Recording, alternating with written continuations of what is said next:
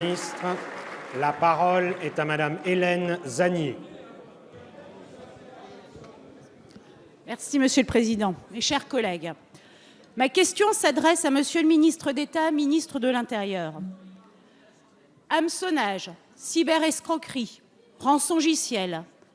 Derrière ces termes francisés et barbares se cachent des actes de malveillance lourds de conséquences dans la vie quotidienne de nos concitoyens, de nos administrations et de nos entreprises.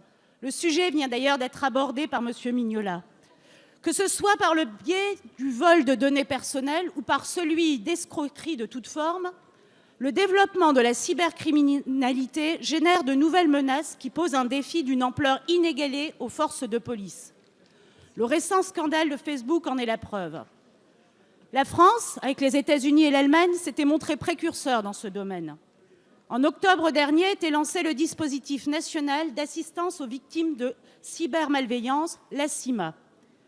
Par le biais de son site cybermalveillance.gouv.fr, ce groupement d'intérêt public sensibilise aux cybermenaces ou encore accueille ou encore met en relation les victimes avec des prestataires privés qui apportent une solution concrète à leurs problèmes.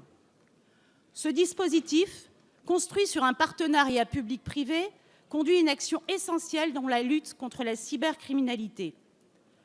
Il en va de la protection des libertés publiques, de la prévention permanente de toutes les cyberatteintes, de la prise en charge efficace des victimes et du bon développement économique de nos entreprises, quel que soit leur domaine d'activité.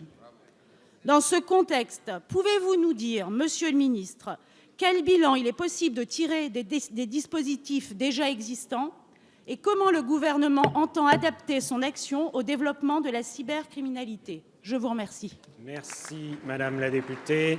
La parole est à Monsieur Gérard Collomb, ministre d'État, ministre de l'Intérieur.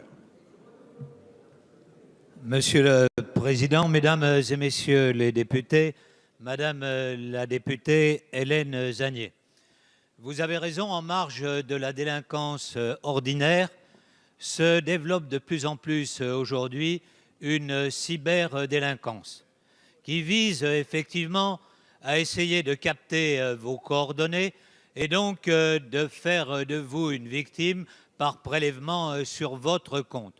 Aujourd'hui, c'est environ 1 900 000 personnes par an qui sont touchées par cette cyberdélinquance.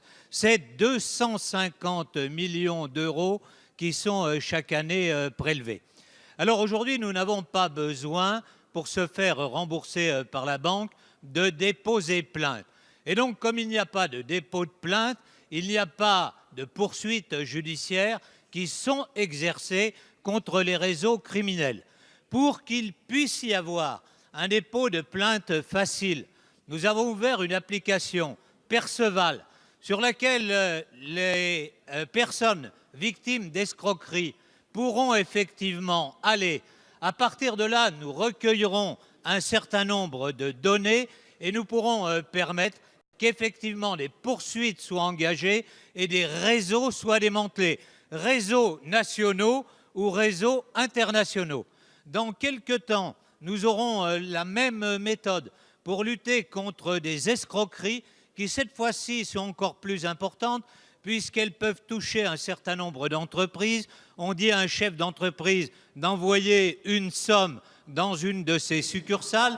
Il le fait effectivement et à ce moment-là, la somme est détournée. Ce sera le système TASE. Oui, nous sommes entrés dans la lutte numérique contre la cybercriminalité. Merci, Monsieur le ministre.